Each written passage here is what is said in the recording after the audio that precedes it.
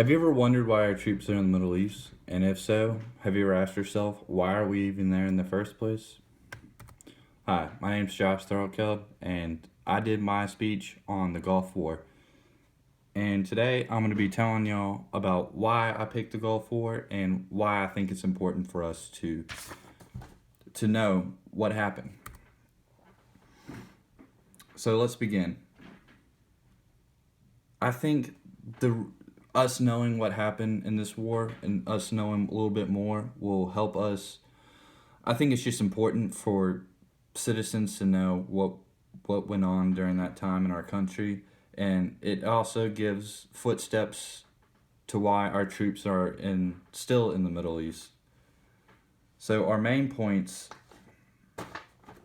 so our main points will be why we got involved, why the U.S. got involved in the first place, what were the goals of the U.S. when we first got involved, and the Iraqi attack. So let's begin with our first point. So back in 1980, during the midst of the Cold War with the Soviet Union, Iraq started to go to war with a country right next to itself, Iran, and America decided we need an ally in the Middle East since Soviet Union had such a great influence in that area, and it also helped that Iraq was Soviet Union's ally. So taking them from the Soviet Union as an ally would be a big benefit for us as a country. So what we did was basically supply them with guns, weapons, any money, anything they needed for their war effort, which they won. So let's begin with. Let's first talk about my main point a little bit more. The only reason America really did this was because we just needed influence in the area. We needed friends in that area. We could care less if Iran or Iraq won the war. All we needed to show was, hey, Iraq, we're your friend. You can count on us for stuff. Not Russia. If you need something, you come to us. And that was, at the time being, that was kind of the relationship we had with Iraq. It worked. They liked us. So let's move on to point number 2, which were the goals of the U.S. in the war. So in 1991, during the Iran and Iraq war, Iraq had a lot of debt, especially to countries, their neighboring countries of Saudi Arabia and Kuwait. Kuwait especially was the country that Iraq did not like, especially since Iraq thought of Kuwait as their 19th province, which they thought was Iraqi territory. So that having that under their feet, that was kind of annoying to them. And during the Iraq and Iran war, Saudi Arabia and Kuwait sent Iraq a lot of money that they did not have to pay. They didn't have the money to pay. And let me move on to. And so that led to Iraq asking Kuwait and Saudi Arabia to forgive their debts, but they both said no.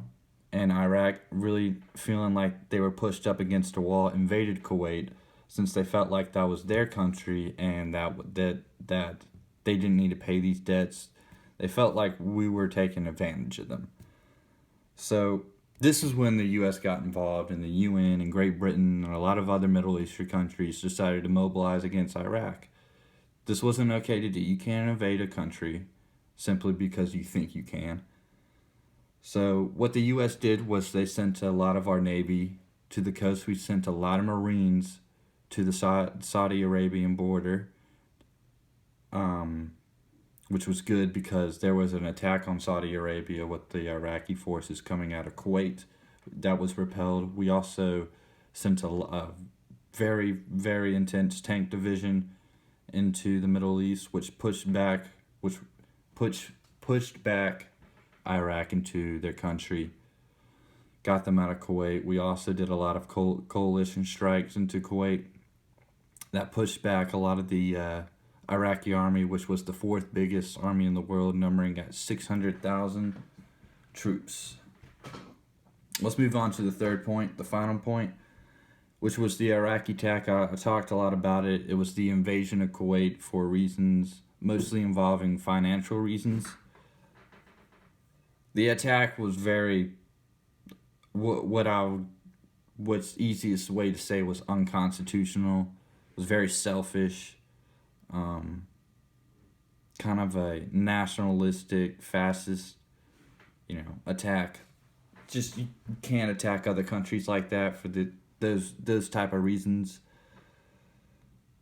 The defeat of the Iraqi forces kind of puts Iraq in a sticky situation, a situation that was already bad for them, kind of got worse. Now that they don't have allies, really anyone except for the Soviet Union, this conflict kind of gave them a bad reputation for every country almost in the world, especially the United Nations, which were the most powerful countries, and the countries in the Middle East, which were their neighbors. And this was a sticky situation for Iraq due to the fact that they're landlocked, so they kind of need allies for trade. And this kind of also made everyone in the world see Iraq as a threat, as a kind of they saw Saddam Hussein as a drastic leader, someone who didn't really want to associate with. Here this is my third slide. So the summary, I hope y'all understood the 3 points. I know I said a lot in a short amount of time, but the reason why we first got sent into the Middle East was because of Iraqi aggression towards Kuwait and their neighbors below them, into Saudi Arabia. Simply, they just wanted to invade and take over for their country, Iraq, which you cannot do in today's war terms. So I hope y'all really understood what I was trying to throw out to y'all, which was the reason why we first went into this war. And this war, I just want to make sure we're on the same page. This war happened in 91, so I'm 22 years old, and I don't remember ever seeing this on TV. The war that I remember was the war on terrorism, when we went to Iraq and overthrew the government, and that was about 10 years later. But when we first got involved in the Middle East was not for terrorism. It was simply because we saw Iraq as an aggressor and simply a country that needed to be taken out. Alright guys, that's the end of my speech. Thank y'all for listening.